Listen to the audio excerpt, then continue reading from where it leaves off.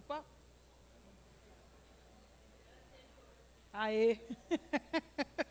Chegamos. A cidade também escreve, com seus muros, placas, silêncios e multidões. Nessa mesa 4, a cidade escreve, celebramos a literatura urbana como arquivo da experiência coletiva. A cidade narra, mesmo em silêncio, e às vezes só a literatura é capaz de escutar. Convidamos 3 autores que fazem das cidades matéria-prima e palco simbólico. Com vocês, Andréa Del Fuego, escritora premiada, onde corpos, afetos e ruínas urbanas ganham densidade poética e política. Uma salva de palmas.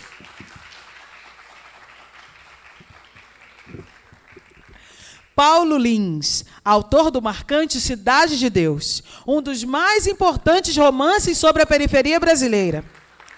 A violência estrutural e a potência dos sujeitos invisibilizados. Uma salva de palmas. Antônio Nacli, poeta e editor, com trajetória voltada para a promoção da literatura independente e das vozes plurais que emergem dos territórios esquecidos. Ele abre esta mesa com a primeira palavra. Com vocês, a cidade escreve.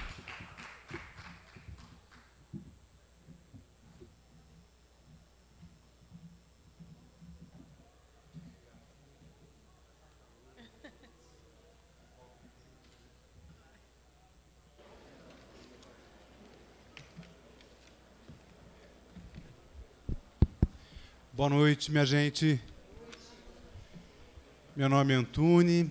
É uma alegria estar aqui nessa virada, do lado da André e do Paulo.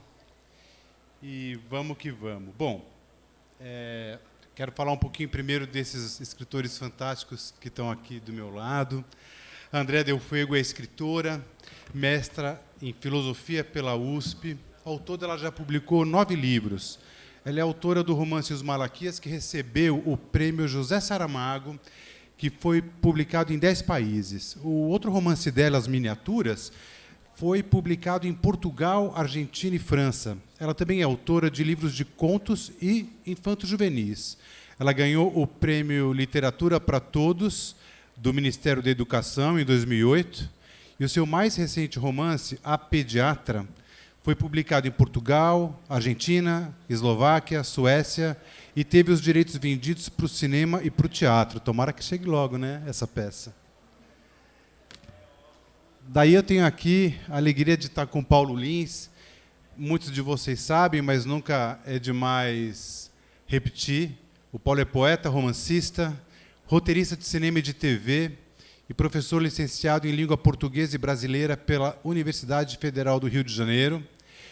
Publicou diversos livros, entre eles o reconhecido, mais do que reconhecido, Cidade de Deus, romance adaptado para o cinema, com 4 indicações para o Oscar, e também o livro Desde que o Samba é Samba, que foi indicado ao Prêmio Jabuti. Ao todo, o Paulo já publicou 7 livros. Ele é roteirista de diversos longa-metragens, curta-metragens e videoclipes, vários deles também premiados. Se eu fosse falar todos aqui, a gente ia ficar mais uns 15 minutos, né, Paulo? E atualmente ele é roteirista-chefe na série Cidade de Deus, A Luta Não Para, pela HBO e O2 Filmes. Gente, André e Paulo, eu quero muito saber de vocês como que a metrópole, seja ela São Paulo, Rio, mas como que as metrópoles, de modo geral, se fazem presente na obra de vocês como cenário ou como personagem, independente da cidade. Eu queria saber como é que isso acontece. Quem começa?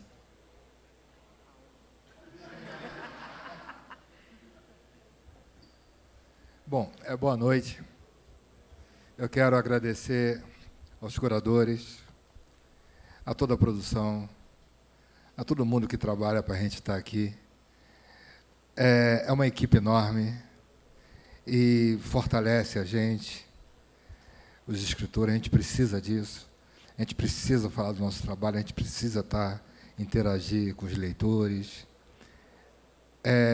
Eu só tenho a agradecer Diogo, né, está presente aqui. Agradecer o Tom, os dois que me convidaram, agradecer a você, que está mediando. Agradecer a todos e todas porque eu estou aqui. A cidade, quando, assim, a cidade que escreve, o meu livro tem o nome Cidade, né? Cidade de Deus. Eu não ia botar esse nome, ia botar outro nome no livro, mas o editor, Luiz Schwartz, falou assim, não, Cidade de Deus. Bota a Cidade de Deus. E quando eu fui fazer o Cidade de Deus, não era um livro, não era um romance. Eu queria acabar com a violência no Rio. Eu vou fazer um livro de antropologia. Eu era da UFRJ, mas estava abrigado na Unicamp. Era um livro de antropologia, que a gente pensava em fazer um trabalho científico, com entrevista, pesquisa de campo, e mandar para o judiciário, mandar para os 3 poderes, para o executivo, para o legislativo, para ver se melhorava um pouco como tratar a violência. Como a gente vai tratar aquela violência do Rio de Janeiro, nas favelas do Rio, aquela violência que a pessoa entra muito jovem.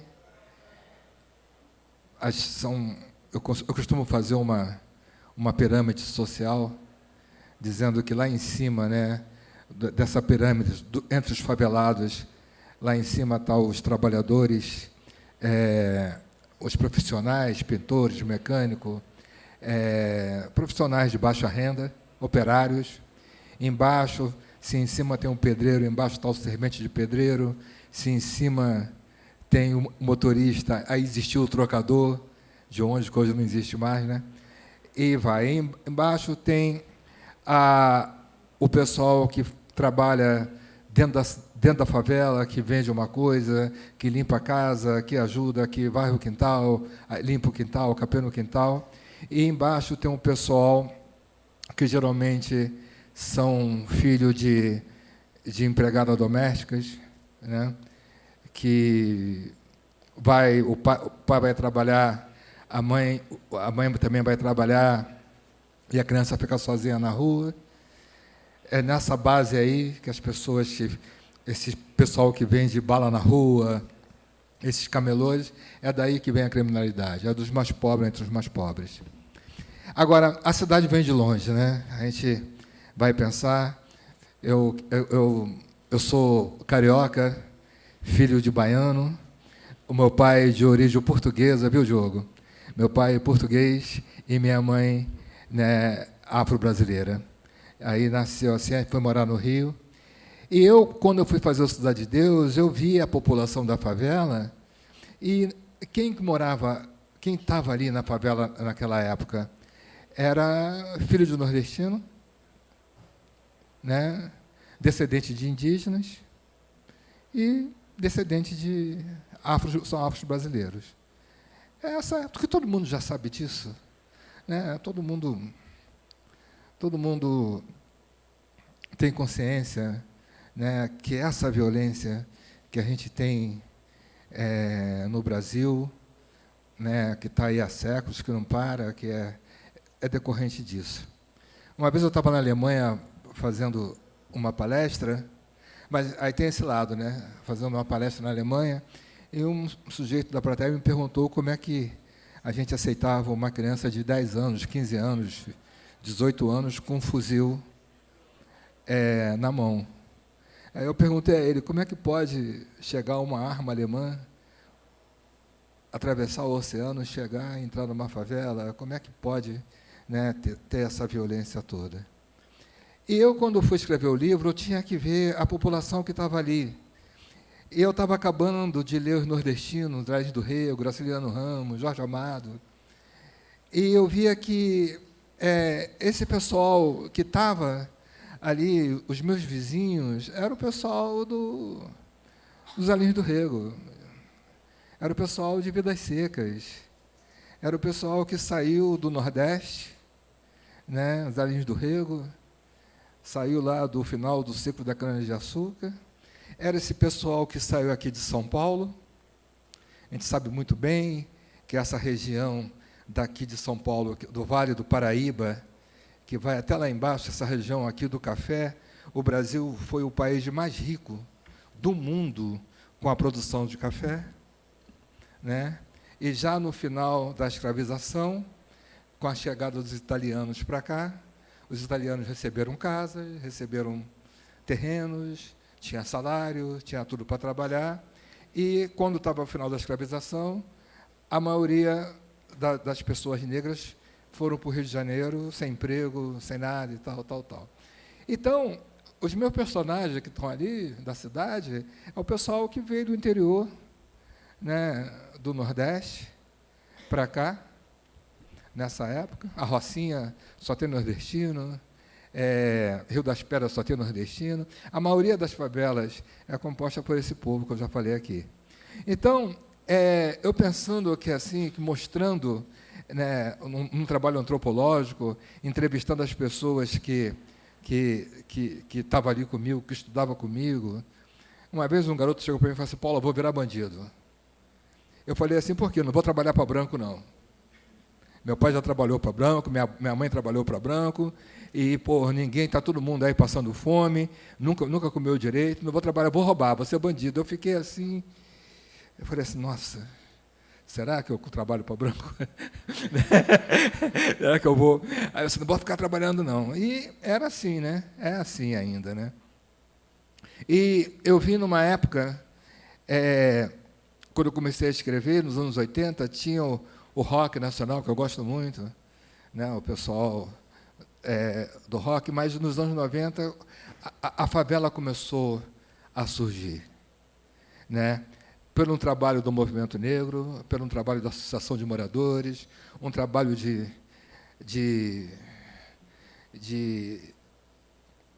das ONGs que começaram a fazer.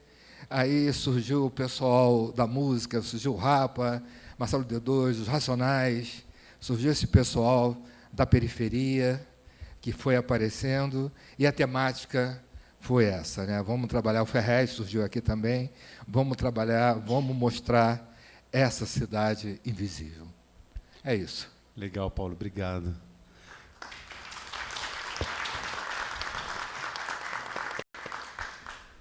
E aí, Andréia, o que você nos diz dessa pergunta que eu fiz para vocês, se quiser somar com o que ele estava dizendo, dessa questão das personagens na metrópole, como é que se fazem presentes, o cenário? Bom, eu nasci aqui em São Paulo, mas fui criada em São Bernardo do Campo, o subúrbio. Então, a cidade, essa metrópole, né, era um lugar distante. Era um lugar... São Bernardo, a época que eu fui criada ali, era a época da Volkswagen, época da ANO. Assim, eu morava no conjunto habitacional, no conjunto popular, e todo mundo ali era operário da ANO, operário da Brastemp, operário da Volkswagen, né?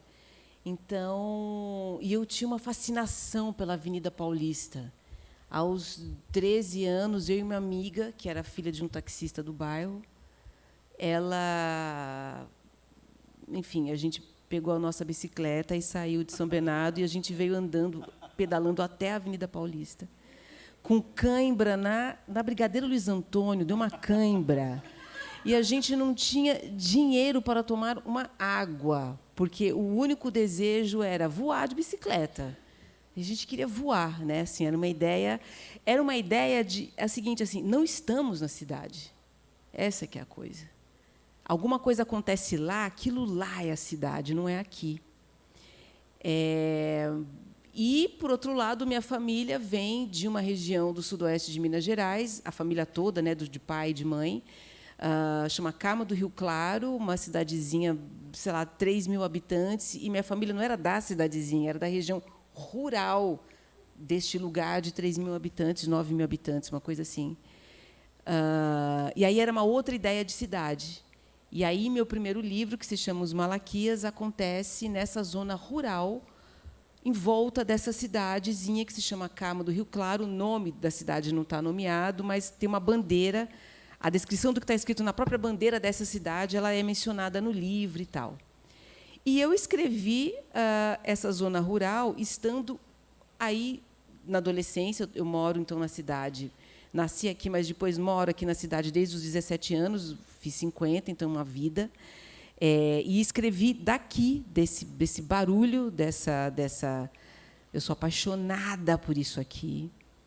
Eu fico bem paciente ouvindo as pessoas falarem muito mal de São Paulo, me seguro e penso, ela tem razão no fim das contas também, mas assim, eu tenho um vício com ela, eu acho que de uma menina de 12 anos deslumbrada com a Avenida Paulista. Eu acho que eu vou permanecer essa adolescente deslumbrada com a Avenida Paulista, seja o que isso signifique, né? E significa muita coisa, significa violência, significa uma velocidade intransponível, mas, enfim.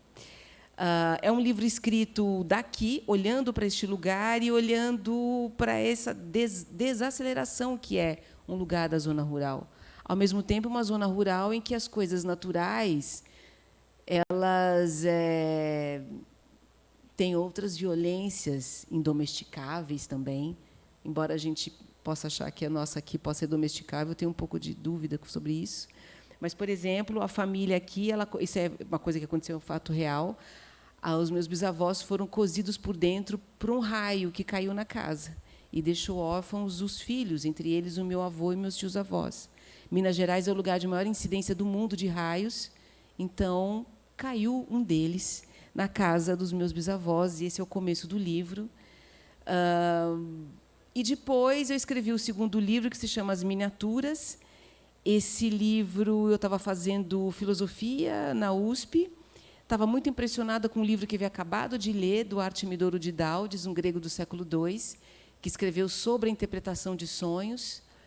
Teria sido leitura do Freud e tal coisa. E, quando eu li esse livro que ele escreveu para ensinar o filho como interpretar os sonhos, ele chamava essa pessoa que interpreta os sonhos de oneirocrítico. Já me apaixonei pelo termo oneirocrítico. E o livro era para ensinar o filho a arte de interpretar os sonhos, cobrando por isso, era um comerciante, e também para se defender dos seus opositores.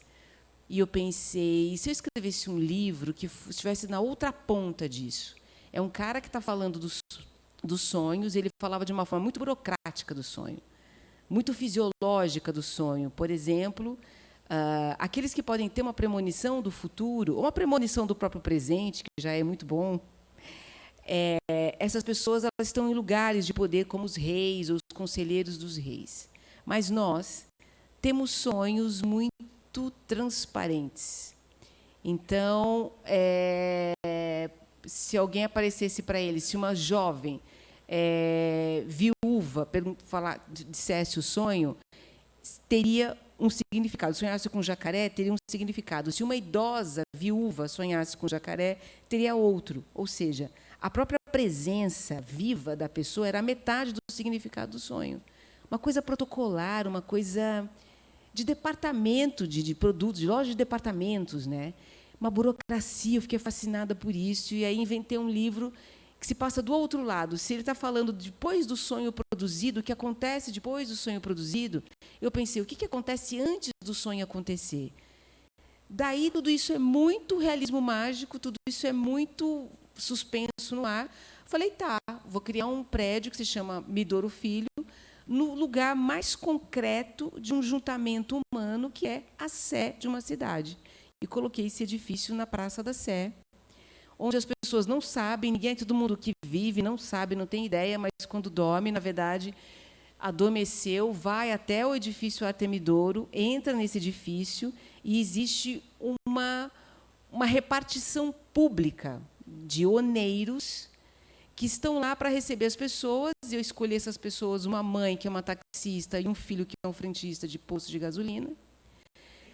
E você se senta, e este oneiro te sugere, através dos sonhos, por miniaturas ordinárias da vida, como patinho de banheira, miniatura de viagem de Napoleão Bonaparte, besteiras, né? total besteira. Mas aí é um livro que veio de uma... eu estava pesquisando o que é o sonho numa grande cidade. Então, no fim das contas, esses oneiros participavam quase nada da vida das pessoas, porque a gente tinha depois a versão do oneiro, a versão da mãe. Primeiro a mãe sendo submetida a uma miniatura e depois a vida dela. O sonho não interferia em absolutamente nada na vida, nada. O contrário, sim. Então, é uma coisa da vida interferir nele, não no sonho ser algo que pudesse dizer algo. O sonho ali não diz absolutamente nada. É uma mensagem sem sentido. Eu acho que isso fala um pouco do peso da cidade, propriamente, né? E depois, só para comentar assim, né, da passagem das cidades dos livros, né, para não me alongar tanto, daí a pediatra é uma médica de classe média alta, ela vive em Pinheiros e ela circula por ali, ela tem um consultório médico, uma pediatra que não gosta de criança, ela tem um consultório, claro, também em São Paulo. Ela percorre a cidade, tem um momento em que ela se apaixona pelo marido de uma paciente, tem um caso com esse marido da paciente, e ela começa a perseguir a vida dele, saber onde ele está e tudo mais, e ela descobre onde esse médico mora, também é em Pinheiros, então ela circula pela cidade, indo atrás assim da mulher, sabe, tentando observar qual é a vida dessa figura e tal. E é uma mulher que circula isso, assim, uma mulher da zona oeste de São Paulo. A cidade é algo que o tema da mesa, né, cidade que escreve, né, eu acho que ela nos escreve de alguma forma, né? Nós inventamos as cidades e depois elas nos inventam também, né? E somos esse texto feito por uma cidade. Tem as cidades invisíveis também, como você falou naquele papo que a gente levou, né? As cidades invisíveis. Do Ítalo Calvino, né? Sim, sim. Que é em cima do Marco Polo, que, enfim, que é uma coisa extraordinária, que é essa ideia desse genovês que Kublai Khan, o mongol, diz, bom, eu tenho tantas cidades, eu tenho tantos lugares, mas eu não consigo ir. Eu não consigo, eu preciso ter notícias do que eu tenho, né? E esse cara vai, volta e inventa essas cidades que o homem não tem, né? E ele só tem aquilo que pode ver. E, nesse sentido, na mesa anterior, estava se falando do tamanho da cidade, a gente não vê a cidade inteira, né? A gente, talvez, invente os bairros que a gente não circule e invente também o próprio bairro. Muito provável. Eu ia fazer uma pergunta para os dois, mas eu não posso perder, vou mudar a ordem, essa chance. A pediatra, aparentemente, não trata, não tem uma proximidade com a sua experiência pessoal de vida. Como é que se faz? Como é que você fez para vestir a pele dessa personagem? Você teve consultores? Porque você deu um enfoque tão realista. Eu lia, falava assim, bom, antes de ver as suas entrevistas, eu falei assim, bom, será que ela tem parente pediatra?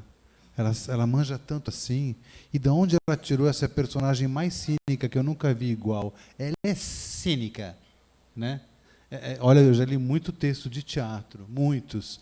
Eu nunca encontrei uma personagem tão cínica como essa. Como é que se fez para vestir essa pele, para se colocar no lugar dela e pensar como ela? Como é que é isso? Porque é tão diferente de Os Malaquias e, enfim. Bom, eu sou hipocondríaca, melhorou muito depois de escrever A Pediatra. Eu nunca acreditei em literatura como terapia, mas, olha, deu uma aliviada, assim, foi uma descompressão, de fato.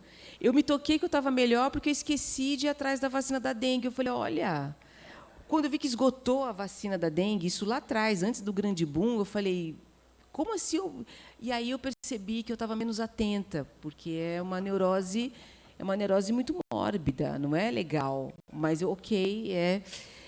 então eu não conversei com médicos, eu sempre gostei muito de entrar no Facebook em grupos de doentes crônicos, de doenças que eu não tenho e que eu não conheço ninguém que tenha. Mas sempre me impressionou muito a fala de pessoas com uma doença.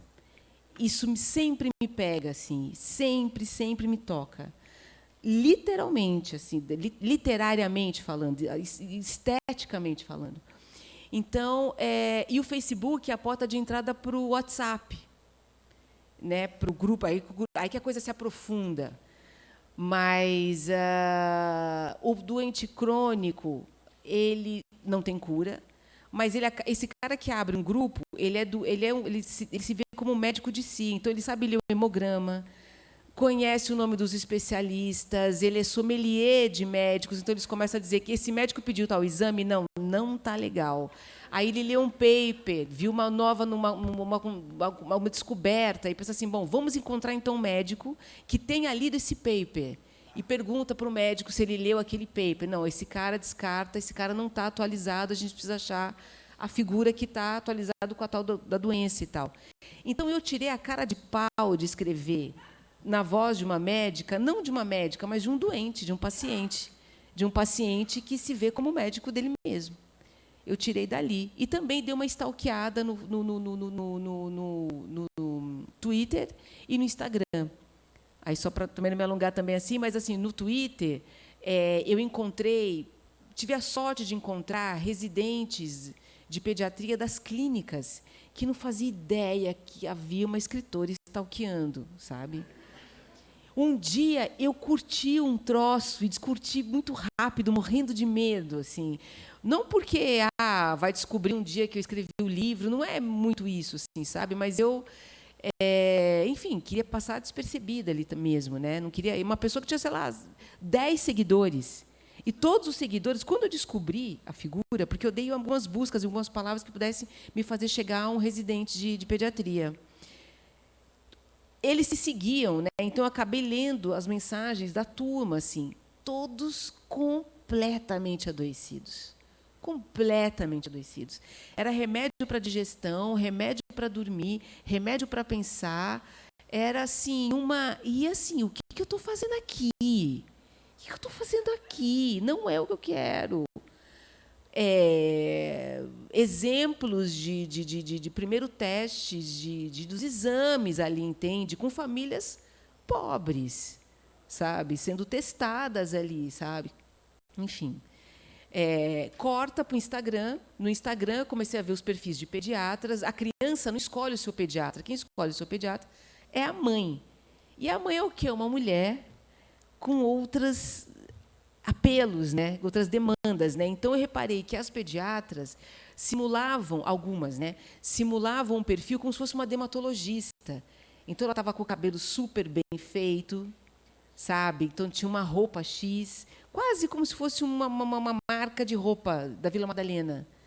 As cores, né? Para atrair a mãe. E ela toda assim, eu lembro de uma perfeitamente, assim, uma de um grande hospital, né? Assim, grande hospital. E ela assim, nossa, agora é a temporada das viroses e tal. Então, aí, temporada de virose, a mamãe lê isso, começa a ver se não consegue uma notícia, alguma coisa. Olha, meu filho, ele espirrou 3 vezes durante 4 dias, você poderia me dizer alguma coisa? O post, ela era super fofinha. Na resposta para as mães, ela começava a ser assim, muito sem paciência, meio cavala, meio assim, cara, me deixa. Eu falei, peguei. Enfim, dá para ir muito longe assim, mas e isso percorre muito a cidade, né? Porque assim era o Hospital das Clínicas, consultórios da Vila Madalena, consultórios do Itaim, também tem um roteiro aí, um roteiro médico paulistano. Ah, entendi. Obrigado. Quero saber de vocês dois, assim, André, você é filósofa, Paulo, você tem formação em letras. Fala para mim como que o estudo na academia, de alguma maneira, fundamentou ou deu insights ou estimulou vocês para a escrita que vocês fazem. Talvez vocês não tenham percebido isso durante, não sei, ou se percebeu depois, mas hoje, você percebe como que isso te estimulou, te fundamentou? Bom, foi fundamental. Foi assim... Porque eu tenho o prazer e a honra de falar que eu nasci no Estácio. O Estácio faz parte da pequena África. é onde morava a maioria das pessoas negras que vieram daqui de São Paulo, da Bahia, que pararam ali. E a época que eu comecei a escrever, estava aquela coisa bem forte, Antônio Cândido, Roberto Schwartz, Augusto de Campos, Haroldo de Campos, Décio Pignatari, aquela confusão, aquele bate-boca da poesia concreta, Paulo Leminski, que era vivo, né? E você vai escrever, Drummond era vivo, né? João Cabral, era todo mundo, estava todo mundo ali, para você não fazer um João Baldo, Moacir Sclia, e estava aquela confusão toda. Eu estava estudando, estava na faculdade ainda, estava começando na graduação, e antes de escrever o Cidade de Deus, eu comecei a escrever o Disque Samba é Samba, porque eu li o Arco e a Lira, do Otávio Paz. E o Arco e a Lira fala da importância da cultura. Então, no começo, logo do Arco e a Lira, ele fala que a poesia revela esse mundo e inventa outro. Forma de falar em língua superior, né? Aí eu fiquei assim pensando na importância da cultura para um povo, nas grandes guerras. As grandes guerras que estão aí, a grande guerra que está aí hoje no mundo é religiosa, praticamente, né? Judeu e muçulmano, a faixa de Gaza está aí, né? A Idade Média. E quando eu estou ali naquele mundo onde nasceu o samba, porque eu tenho um privilégio de ter nascido na Rua da Jovem Guarda. Quando eu era pequeno, ficava lá o Roberto, o Erasmo, o Jorge Benjó, o Timaya, ficava ali andando, e depois eu me mudei para o Estácio, para Malha Lacerda. Aí ficava ali, eu passava, minha mãe falava aqui assim, olha, você vai passar no bar ali, quando chegar no bar do compadre, quando eu comecei a sair de casa, vai passar no bar do compadre, você não olha lá, não dá bala, não olha para ninguém, se alguém te oferecer bala, você não vai e tal. Eu passava ali com medo e tal, depois que eu vim saber que quem estava ali era o Cartola, Jamelão, sabe, esse pessoal. E o fortalecimento mesmo da cultura, essa cumplicidade de acreditar no mesmo Deus, a cumplicidade que o samba ele nasce dentro dos terreiros, né? O samba lá. Eu escrevi um livro desse Samba é Samba. A Umbanda ela nasce dentro, né, da casa da Tia Seata ali, e tem os sambistas e tal, se uniram. Então a força da cultura é que teve, lógico, que na escravização teve várias guerras, revoltas, quilombos e tal, mas a união das pessoas se deu através da cultura. E na cultura que está a palavra, assim, a importância da cultura para o ser humano, que muitas pessoas ficam falando aí, não, a cultura não serve para nada, a cultura, mas se não tiver cultura, não tem língua. Se não tiver língua, não tem história. Se não tem história, não tem tecnologia de ponta, então acabou tudo, não tem nada, né? E eu me lembrava, eu fui lá para Curitiba, Alice Ruiz, Paulo Leminski, fiquei na casa deles lá um tempo, aí todo mundo falando que assim, não, negócio faz um negócio de vanguarda, faz um parágrafo só e tal, Sousa Andrade, Ezra Pound, né? Aquele negócio da literatura no começo e tal, e eu peguei e falei assim, não, eu vou fazer uma coisa bem tradicional.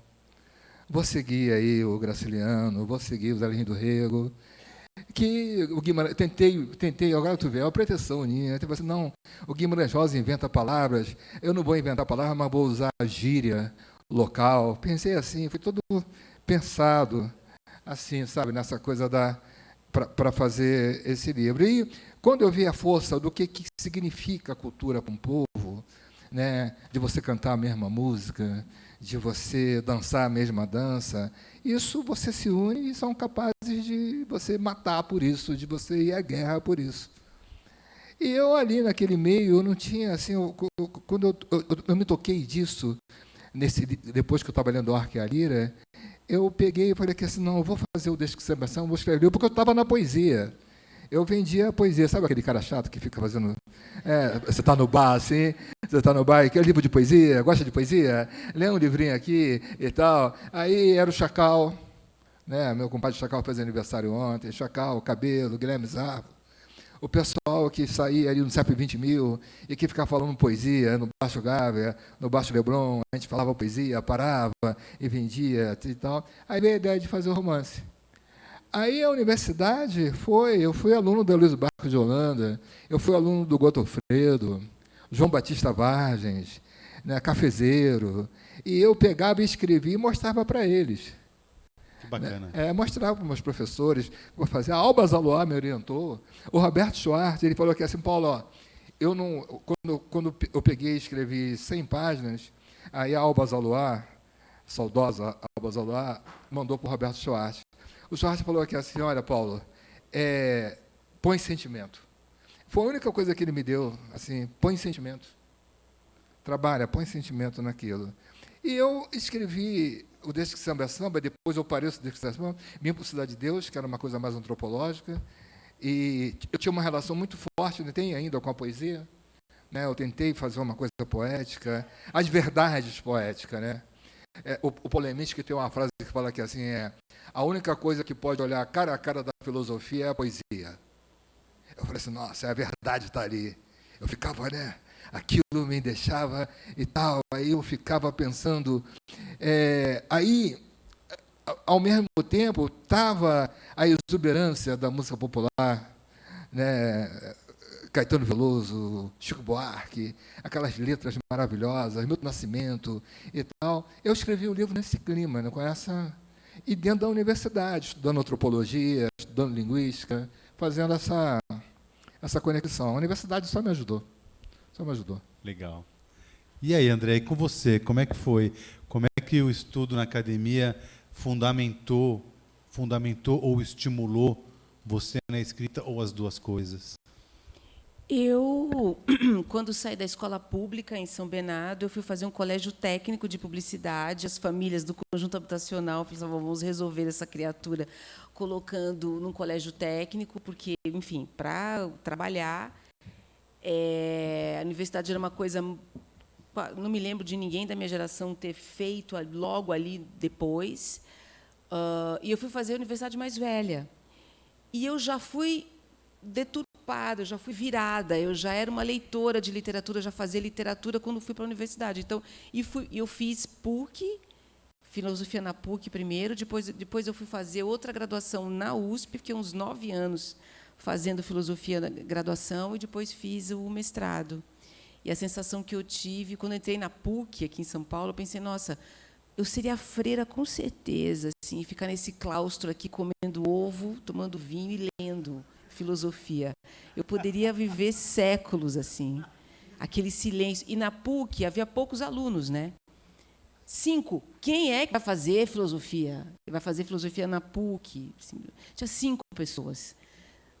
Uma adolescente que havia tentado várias vezes suicídio, um monge budista. Assim, você? Eu, com 30 e cacetada na cabeça, nas canelas, nos gambitos. Enfim, era todo mundo, cara, com um repertório pronto para se abrir para aquilo, né? Então, isso é incrível.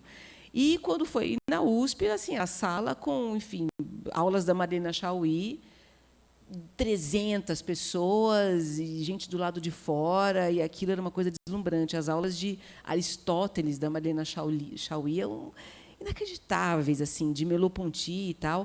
Mas eu li a filosofia já vendo personagem ali.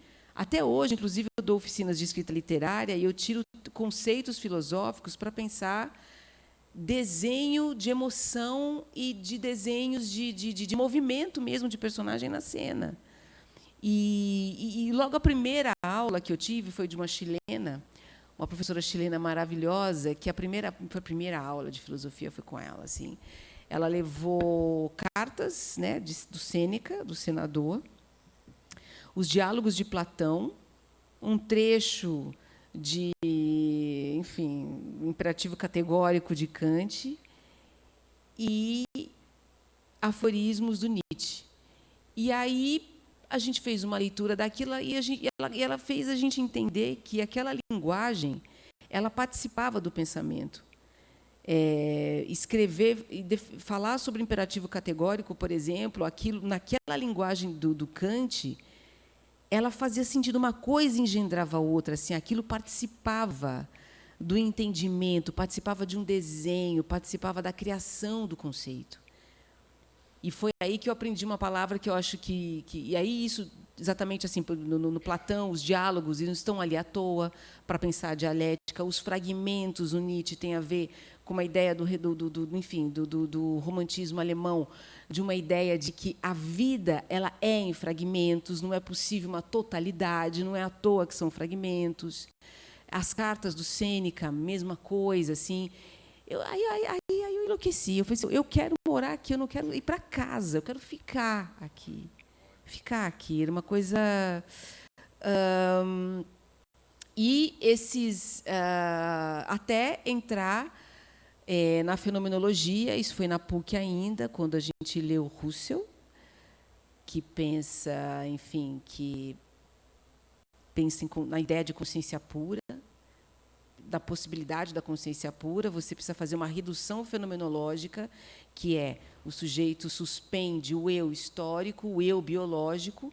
Paulo Lins não veio de sua mãe, não veio de seus pais, não veio do seu lugar, não tem a história por trás, é o Paulo tirado disso, né? Mas para chegar a essa ideia de consciência pura. E aí ele vai alucinando. Eu sempre vi como uma grande alucinação, uma grande narrativa, né? Alucinando até perceber, não, chega num lugar, numa alteridade, que é impossível essa consciência pura. Ela bate onde? Na história, e eu diria que também na biologia. Mas, enfim, tudo isso mudou completamente a forma como eu leio os livros hoje. E a forma de ler literatura, que ela é muito rigorosa, de ler filosofia, ela é muito rigorosa para evitar justamente que o aluno faça filosofia, que é a ideia de começar a ter insight, fazer, enfim, associação de ideias intermináveis a partir daquilo, né? Que era o meu intuito, assim, era o estímulo que dava, né? Mas para fazer uma leitura estruturada, e aí eu nunca mais li os livros de ficção da mesma forma. Por exemplo, só para terminar, eu leio, por exemplo, os livros de literatura, sem perder fruição, mas, por exemplo, eu gosto de ver como eles resolvem algumas coisas. Por exemplo, como o escritor resolve escrever prato de comida. Como que cada um escreve uma mesa posta. Como cada escritor escreve o amanhecer, o entardecer e o anoitecer num livro. As questões meteorológicas. Como eles vestem os personagens, as roupas. As roupas, às vezes, dá tempo, assim, os lugares, e isso tem completamente relação com o exercício de leitura filosófica. Eu vejo esse caminho, que é um caminho de desmembrar a figura do fundo, sabe? Então, tem uma história sendo contada, mas a forma como ele caracteriza é esse fundo que preenche tudo de sentido. Eu adoro fazer essa espécie de leitura meio, sabe, quase hipnótica, de me deixar hipnotizar por aquilo. Assim, antes e depois. Antes e depois. Legal, legal. Uma coisa que eu penso que é bem importante a gente abordar e refletir sobre, na metrópole, penso eu que seja mais escancarado, é refletir sobre o machismo e sobre o racismo na metrópole. Eu não sei se isso bate para vocês, se isso está aumentando ou se só está mais visível, escancarado na metrópole mesmo, e se isso, de alguma maneira, reverbera para vocês na escrita de vocês, nas discussões de vocês. Você escreve muito sobre questões que você viveu ou que você experienciou, mas, por exemplo, a pediatra, você falou numa entrevista que ela é escancaradamente classista, mas que, com certeza, atrás dessa máscara dela tem uma racista, tem uma machista. E como eu penso que o racismo é filho do machismo, eu gostaria de saber que vocês pensam dessas duas coisas na metrópole. Como é que isso tem reverberado para vocês, se é que tem reverberado nesse sentido? Bom, tem, claro que tem. Antes eu queria falar um pouquinho ainda da questão da cidade, que depois eu comecei a fazer samba enredo, que eu fui lá, tinha esse pessoal, tinha a Jovem Guarda, quando eu fui para a Cidade de Deus, ia para lá Beto Sem Braço, Martinho da Vila e tal, e ficava fazendo samba na esquina. Aí eles faziam letra de samba e tinha que rodar no mimeógrafo. Aí eu pedia, eu tinha uma máquina em casa, aí eu batia a máquina e rodava no mimeógrafo. Aí a gente falava que assim, ó, se quiser dar uma corrigida e também dar uma floreadazinha, pode dar. Aí eu começava a escrever com os caras, e depois eu comecei a fazer samba enredo. Com 11 anos eu já fazia samba enredo, né? Tudo começou no samba. Agora, a questão do machismo e do racismo, né, a gente vai aprendendo, a gente vai sendo criada, as pessoas vão sendo criadas dentro disso e não percebe, né? Você só vai perceber que você sofre racismo e que sua mãe sofre a questão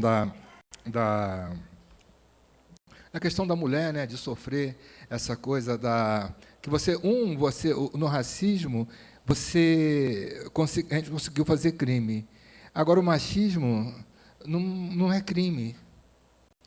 Às vezes você tem uma fala, se você tiver uma fala racista hoje em dia, isso é bom, eu acho que é bom. Você pode até ser preso. Agora, o machismo continua aí e parece que você só é preso quando você tem agressão física. Mas o machismo continua, né? Eu sou casado com uma mulher feminista mesmo, e faço questão disso, porque a gente vai crescendo nisso, e você, até você sendo negro, sendo uma pessoa preta, né, você cresce e você acaba assumindo o racismo e você fica racista também. Você se acha feio, o seu cabelo não é bom, você alisa o cabelo.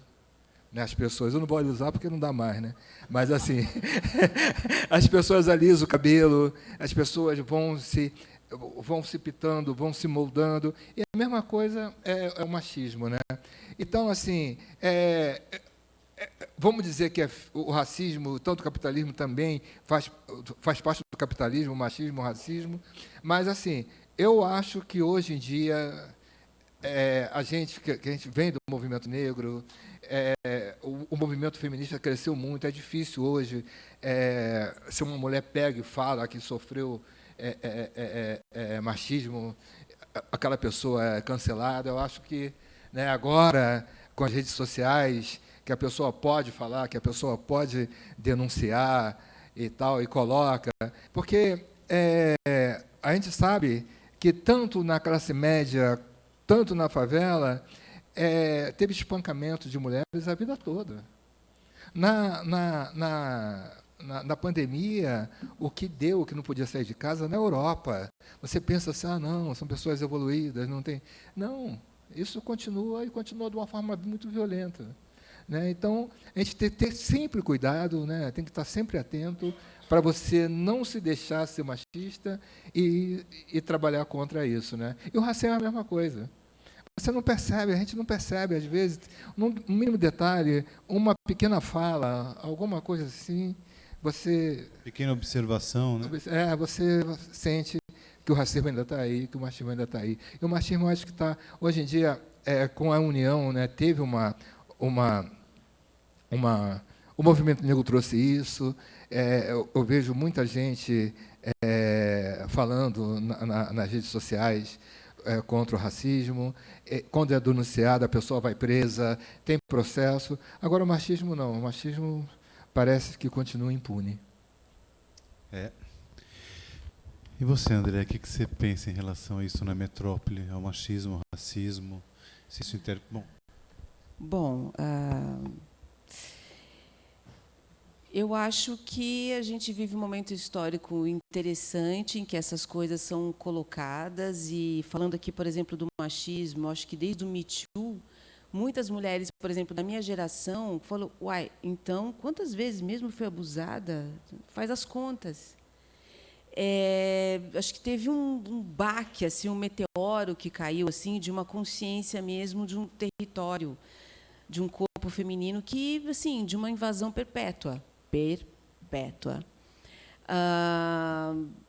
E a gente atravessa um momento de letramento, um momento pedagógico, e tem uma esperança de que essa pedagogia e desse movimento antirracista, o movimento antimachista, enfim, e todos os outros movimentos assim que protejam as vulnerabilidades e as sensibilidades, acabe por ser uma segunda natureza em algum momento.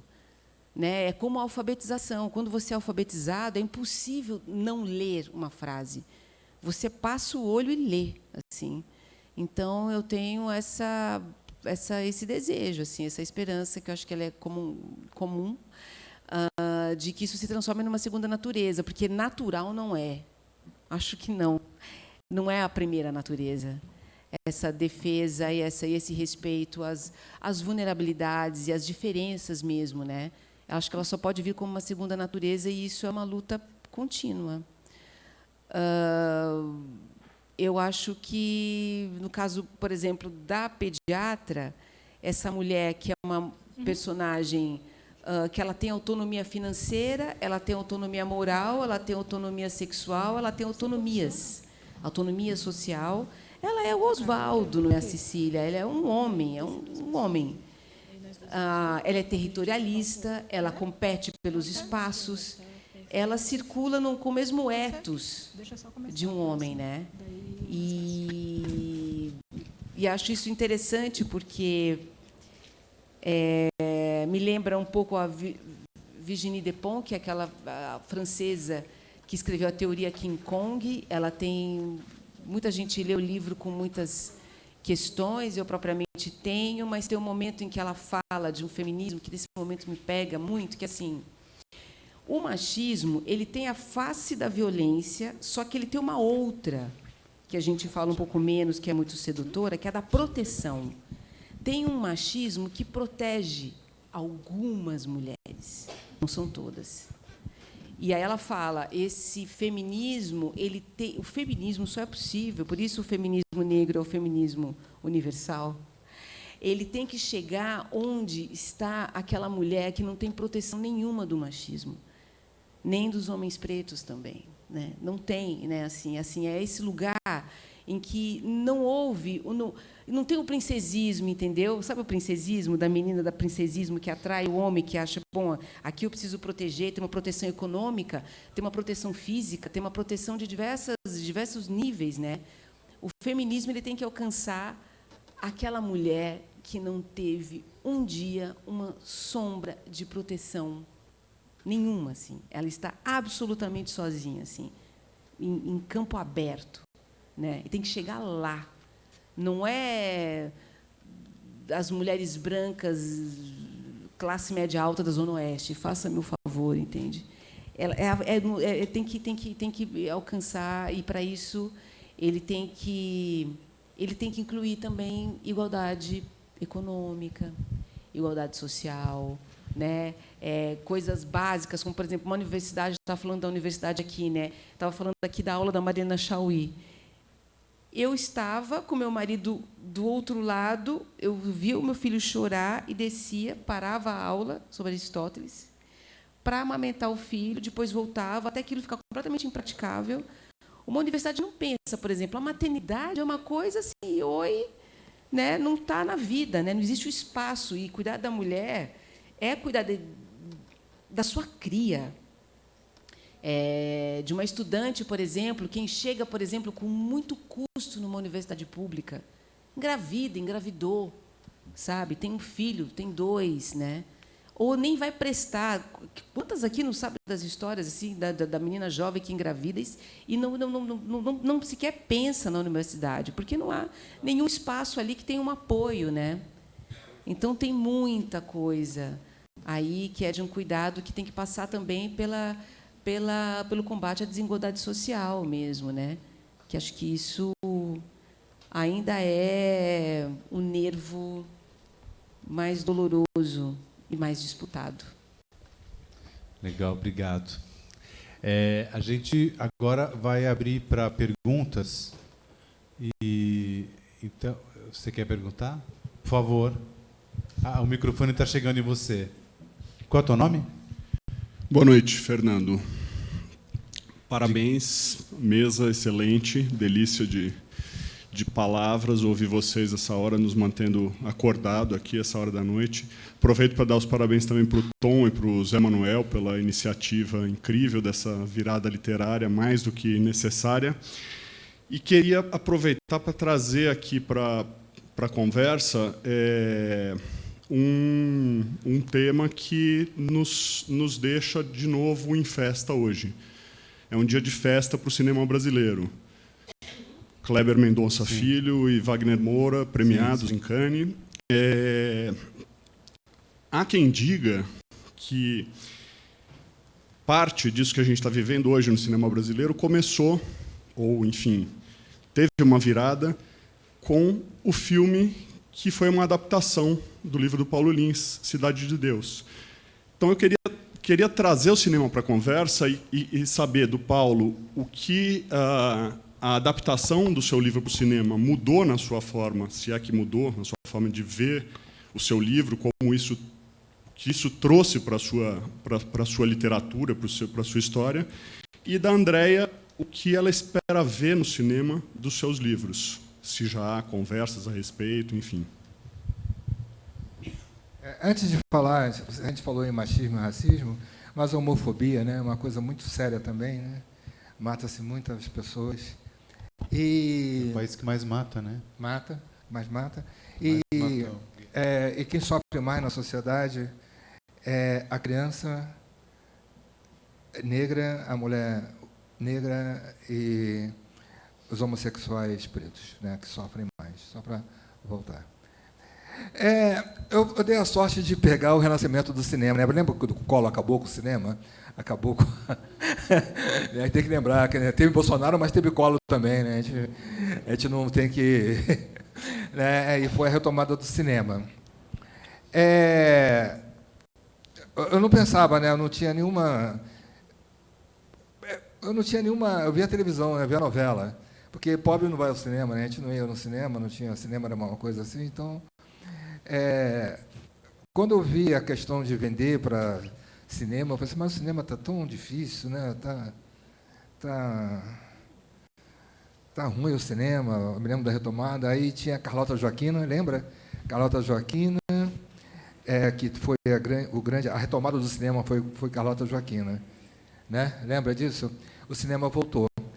E quando o Fernando Meirelles foi querer comprar o meu filme, eu falei assim, porra, um paulista branco, de classe média, vai fazer meu filme e tal. Aí aquele pernambucano, Chico, qual é o nome dele que fez Arcanjo Renegado, o diretor? Lembra dele, um pernambucano? Todália. Aí Todália pegou, eu estava lá na Cidade de Deus, porque o livro saiu, mas eu continuava na favela, né? Continuava andando lá, meus irmãos moravam lá e tal. Aí Todália foi lá, o Fernando Meirelles pediu para ir lá conversar comigo para vender o filme, que eu não queria vender, não. Para convencer você? Para convencer você. Aí eu falei assim, só se ele vem aqui falar comigo na favela. Ele falou assim, eu vou. Foi. Aí eu falei assim, mas quem foi? O Fernando? O Heitor. O Heitor. Aí o Heitor, pernambucano, né? Pernambucano, chegou lá e ficou na favela, rodou a favela toda comigo, vai mandar uma volta com esse cara na favela, ver se esse cara vai fazer um bom filme mesmo. Eu queria ser... Aí a gente rodou a favela toda e tal. Aí a gente... eu peguei e resolvi vender os direitos. A gente ficou um dia na favela, passamos a noite, levei ele para tudo que foi lugar, levei na boca, desci, atravessei o AP, fiquei na favela, rodei a favela toda com ele. Aí ele disse, tá bom, tá vendendo cinema. Aí o Fernando pediu para eu ir a São Paulo, aqui no Morro do Querosene, tomar uma cerveja. Aí eu conversei, vi com um cara legal e tal, eu disse, pô, não, vamos fazer o filme. Aí veio o filme. Aí eu não esperava dessa coisa assim, eu não esperava o Cidade de Deus que fosse ter o sucesso que teve na época, né? Que foi eu não esperava, não tinha noção do que ia acontecer. Quando saiu o filme, todo mundo, eu ia para o cinema, assim, eu ficava andando na porta dos filmes, eu via, pô, o pessoal está vendo meu filme e tal. Aí ia com o pessoal lá da favela, aí eu assim, pô, aí, maneiro e tal, o filme está saindo. Aí começou a vender, e foi a grande retomada, né? Depois veio o Wagner Moura, no Tropa de Elite, né? E o cinema deu aquela retomada, graças a Deus e tal. Aí deu uma caída agora no governo Bolsonaro e agora está voltando com... E, na verdade, o diretor do... Agora estou aqui, o Walter Salles. Ele pegou... Antes disso, eu cheguei aqui, eu vim para São Paulo, fazer alguma coisa aqui, aí voltei para o Rio, o Marcelo Yuca estava me esperando no aeroporto, ele foi me pegar, falecido Marcelo Yuca. Aí ele falou assim, Paulo, eu quero que você faça o meu clipe. Eu falei assim, mas eu nunca fiz um clipe, eu nunca dirigi, nunca peguei numa câmera, assim, por isso mesmo. Aí foi a Kátia Lund, a gente fez e tal, e o cinema voltou por aí, e o Walter Salles pegou e financiou esse clipe, né? Então eu comecei no cinema pela mão do Walter Salles e do Fernando Meirelles. Estou trabalhando com o Fernando Meirelles agora, estou fazendo a 3ª temporada do Cidade de Deus pela HBO. E o cinema, assim, quando o filme saiu e foi indicado ao Oscar, eu, carioca, eu fiquei uns 5 anos sem trabalhar. Eu falei assim, o quê? Eu vou trabalhar para quê? Começou a vender para o mundo todo, eu ganhava dinheiro, era dólar entrando, eu falei assim, pô, o quê? Aí eu pegava, ia do Leme, né? Ia do Leme até o Leblon e voltava. Passava o dia, almoçava, ia para a praia. À noite, ia para o samba. Aí ia para Vila Isabel, Mangueira. Eu fiquei uns 5 anos sem trabalhar. Foi uma maravilha na minha vida.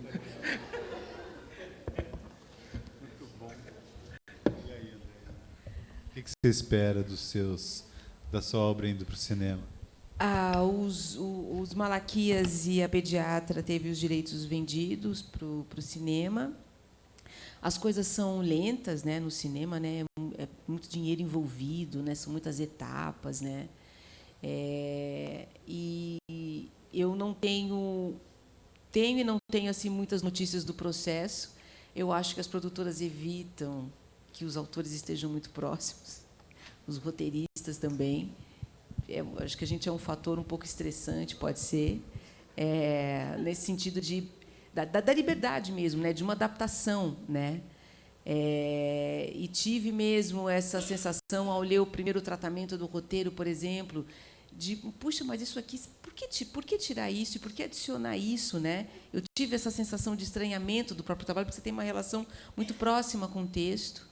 Então acho que a primeira experiência interessante é essa mesmo, de uma entrega para o texto para ser outras coisas, não ser o próprio livro. Uma adaptação pode ser a partir de um capítulo só de um livro, pode ser a partir de uma ideia de uma personagem, de uma voz, né? E aí requer um desprendimento, hein? Requer sou uma dura adulta na sala, é claro, mas eu acho é uma coisa diferente, né? É um desdobramento, não é a mesma coisa, né?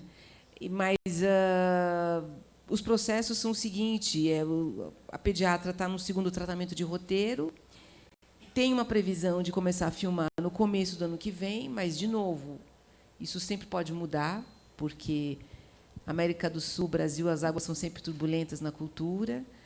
Os Malaquias aí é um projeto que foi vendido por uma produtora portuguesa, e o sócio da produtora também é o roteirista, e eu vou trabalhar com ele, então isso vai ser uma outra vai ser desafiador também, porque daí eu mesma vou mudar meu próprio livro, deixar ele diferente a partir do que ele está aí.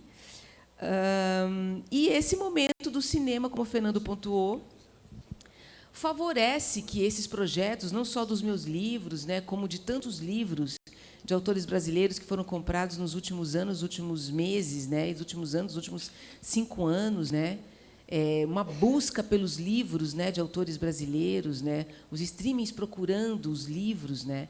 Eu mesma fui procurada por uma produtora para escrever, para criar junto a ideia original de um diretor, a Bíblia de uma série para Netflix. O Jefferson Tenório está trabalhando também, procurado como escritor, nem eu sou roteirista, nem o Jefferson, e ele também trabalhando. Uma busca. O ano passado, na Flip, havia uma casa da Netflix na Flip. Isso significa mesmo uma aproximação, procurando esse conteúdo. E esse universo, porque os autores criam universos, né?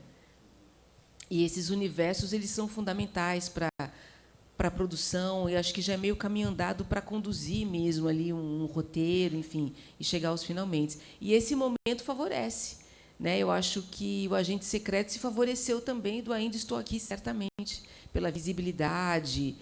E é um momento, como você sugere, simbiótico mesmo, do cinema, do streaming, com a literatura brasileira.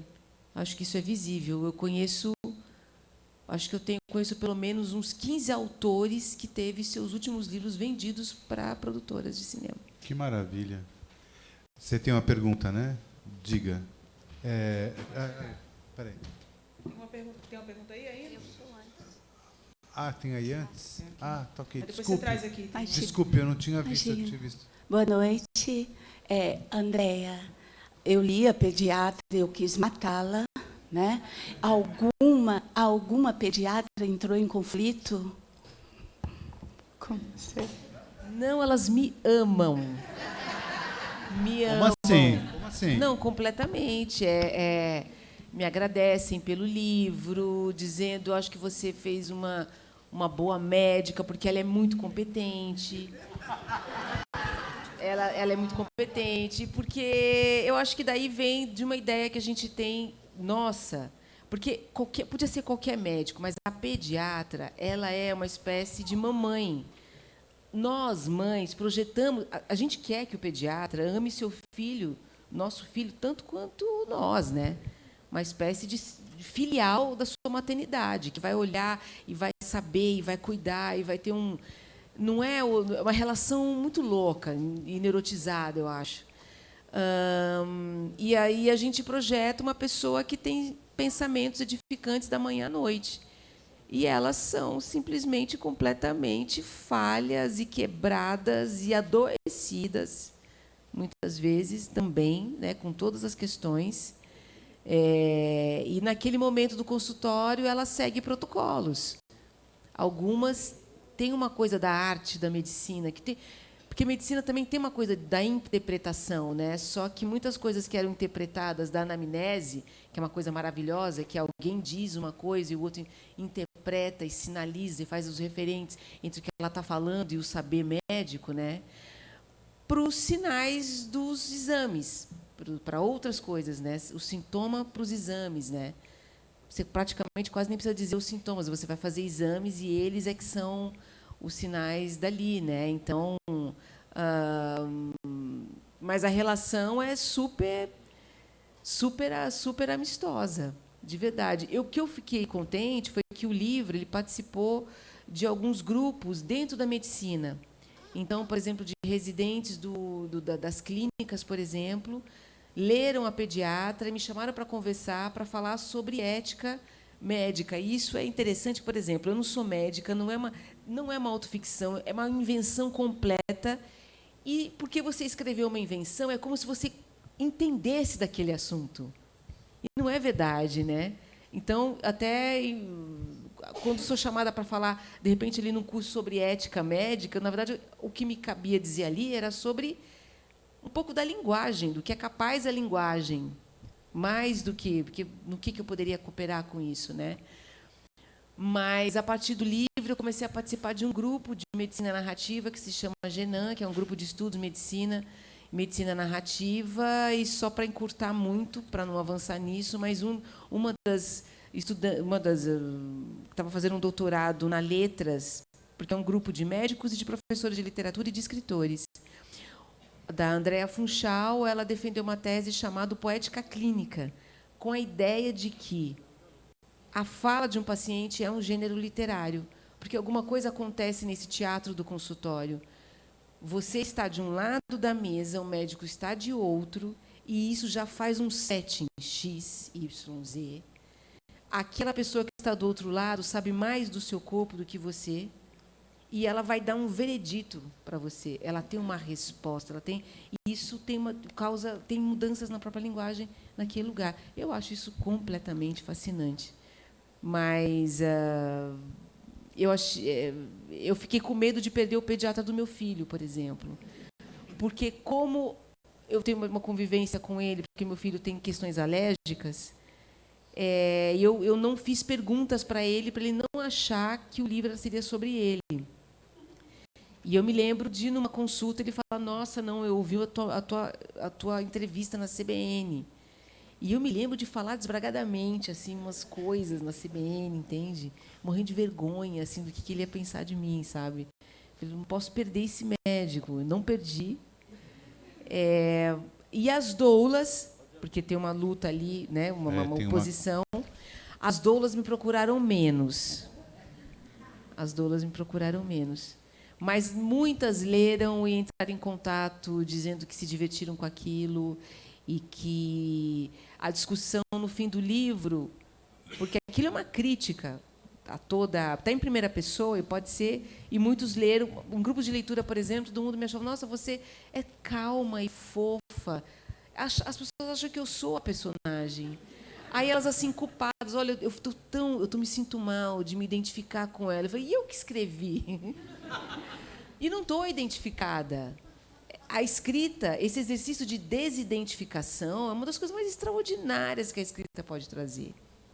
Eu adoro a autoficção e eu sei onde ela se encontra nos livros, mas o exercício de alargar e de esticar e de esgarçar realidades e se desidentificando e se deslocalizando, acho que é a coisa mais incrível assim, da criação literária. E, ainda assim, fazendo um retrato evidente, né? E lógico também. Qual é o teu nome? É Guilherme. Guilherme, manda ver. Quase bom dia já para os dois. Você teve essa experiência de falar do livro lá no Carmo do Rio Claro? Se você conhece o atual prefeito, que é um prefeito que fechou um dos poucos museus indígenas do sul de Minas, para o Paulo. Do ponto de vista do impacto da política pública, depois de toda a ascensão do livro e do filme, o que transforma a realidade da comunidade depois do filme? O que traz de bom para a comunidade? Antes quero falar que é a terceira mesa que eu faço com a Andréa de Fuego. A gente foi para o Maputo junto, para um cachoeiro de Itapemirim, né? E hoje eu perguntei o nome dela, mas meu filho estava aí, e ele falou: pai, não fala isso, porque... Opa, faltam 10 minutos, então vou falar mais rápido. Aí ele veio aqui assim: eu vou falar, porque eu até perguntei: não, por que seu nome é André Del Fuego? Porque eu falei assim: não, vou fazer uma mesa, você não posso ir para aí, não, a gente vai andar de carro, vai atravessar, você não vai não. Ele tinha 4 anos. Você vai fazer mesa com quem? Com a André Del Fuego. Ela é quente, pai? Aí por isso que eu perguntei, sabe o seu nome? Aí hoje ele vem aqui, eu vou falar com ela. Ele: não fala não, não fala não. Ele está com 18 anos agora, né? 19. Aí você: não fala não, não fala não. O que veio, o que mudou para a comunidade? Para a comunidade, o Obama foi lá, lembra? O Obama foi lá e tal. Muitos dos atores, né, até agora, hoje, são de lá, estão fazendo lá, mas não mudou essencialmente nada para a comunidade do modo geral. Nem a criminalidade diminuiu. O que veio das políticas públicas, que eu mais gosto, é que hoje, né, eu fiz essa pesquisa, eu escrevi para a TV Globo Resistência Negra, que 57%, naquela época, uns 2 anos atrás, 57% dos estudantes de universidades públicas são pessoas negras e pobres. Isso eu acho interessante, nessa discussão. Mas foi mais a discussão do modo geral, dentro do PT. O Ivani Ribeiro, que é um babalaô, que é do movimento negro, que começou desde o tempo lá, de Lélia Gonçalves, de Abdias Nascimento, que são os 2 ícones no movimento negro, eles começaram com essa coisa. Eu me lembro que eu estava na universidade, aí a cotas, que muita gente foi contra, era cotas para negros, né, pobres e negros, pobres e... não era pobres, negros e carentes. Aí começou, né, teve essa... Indígena foi depois. Aí teve essa coisa, então movimentou isso. Então, apareceu uma classe média, depois desse pessoal formado, estudando, pelo menos uma classe média intelectual apareceu. Isso foi bom. Mas, sinceramente, eu pensei que ia acabar com a violência, que ia ter um estudo dentro do legislativo, que ia ter projetos, que ia ter coisa e tal, e não teve. Né? Mas a visibilidade do Brasil em relação a isso, né, foi legal, a discussão aumentou bastante, o debate. Eu fiz muito debate na universidade, e as pessoas comentavam isso. Eu acho que teve o livro em si não, mas uma coisa do pessoal do movimento negro, da associação de moradores. Eu me lembro que começou vestibular para negros e carentes. Eu dei aula na Maré, a gente ficou dando aula lá um tempo, trabalhando com pessoas faveladas, dando aula de pré-vestibular. Muita gente passou, entrou para a universidade. Eu acho que tem um movimento aí, né, das ONGs, do movimento negro, que fortaleceu. Olha, eu não volto à Câmara do Rio Claro há mais de 15 anos, mas eu sei de notícias porque eu tenho um relacionamento com todos que estão lá. Meus pais moram aqui, mas todos os meus tios e primos são de lá. Eu sei quem é o prefeito. Eu não sabia que ele havia fechado esse museu, que é um dos museus mais importantes de catalogação, dos maiores, assim, indígenas, e dos cataguases, né, que eram os que habitavam ali, um fazendeiro que, enfim, uma chuva começou a coletar ali os objetos não me espanta. Agora, o livro Os Malaquias, ele fala de Furnas, né? Ele fala de uma criação de uma hidrelétrica ali, que tirou as terras e as casas das pessoas que moravam, entre elas o meu avô, né? E tinha um testemunho dessas águas chegando. Quando soltaram as águas, pessoas que se recusaram a sair de suas casas se deixaram afogar dentro das casas, porque não queria largar ali o seu lugar, dos bichos sendo afogados. E tem a descrição assim dos antigos, assim, falando assim o som das águas e dos bichos vindo agonizando, sabe? Então, embaixo assim tem as cercas, as casas ali embaixo e tal, e todo esse é um livro que é uma crítica à elite rural local, absolutamente, né? Esses meus tios-avós foram para o orfanato porque ficaram órfãos. O meu avô ficou trabalhando na casa de uma fazenda como um empregado da fazenda. Um dos tios-avós, ele era portador de nanismo, ninguém quis adotá-lo. Uma tia foi adotada por uma família aqui em São Paulo como empregada doméstica e não como filha. E todos eles, enfim, eram analfabetos, né? Não havia a menor possibilidade de trabalho, enfim, toda uma vulnerabilidade, escassez, versus aquele que já tinha propriedade e aquele que já tinha feito direito, né? Tinha esse letramento. E o livro nunca passou por lá, assim. O radialista comentou do livro, saiu assim em alguns lugares. Quando o livro ganhou o prêmio José Saramago, teve um burburinho com o pessoal mais progressista da cidade, num total de 2 progressistas na cidade. Um falou com o outro, né? Você viu? Teve um livro. Não passou disso. Não passou disso. Bom, eu acho... Meninas, vocês acham que dá tempo de mais uma pergunta? Não? Não dá, não. Então não dá? Puxa vida, elas não deixaram. Olha só, minha gente, a gente precisa encerrar para chegar à próxima mesa, sem atraso. Eu quero agradecer imensamente o Tom Fire.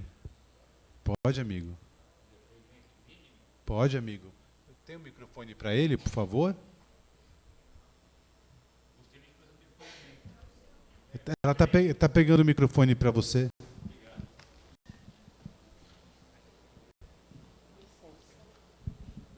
Bom, eu sou uma pessoa que nasci em São Paulo. Meu pai foi assassinado na ditadura. Meu pai era uma pessoa ativa, metalúrgico, e eu trabalhei no hospital público, hospital servidor público, durante 30 anos. E eu aprendi uma coisa muito importante nesse hospital, que é nascer e morrer, porque eu registrei crianças que nasceram e registrei pessoas que morreram. Então, isso foi muito importante para a minha formação como artista. Eu sou um artista plástico, que moro no Jabaquara, tenho um ateliê no Jabaquara. Me aposentei depois do Hospital Servidor Público, durante que eu trabalhei 30 anos, e aprendi isso no hospital, que é você saber como as pessoas nascem e como as pessoas morrem. Entendeu? Porque quando você trabalha no hospital, você aprende o sofrimento das pessoas, como as pessoas passam por sofrimentos, e como as pessoas têm que sobreviver, e como que a sociedade tem que mudar. É esse o meu depoimento. Muito obrigado. Muito obrigado, amigo.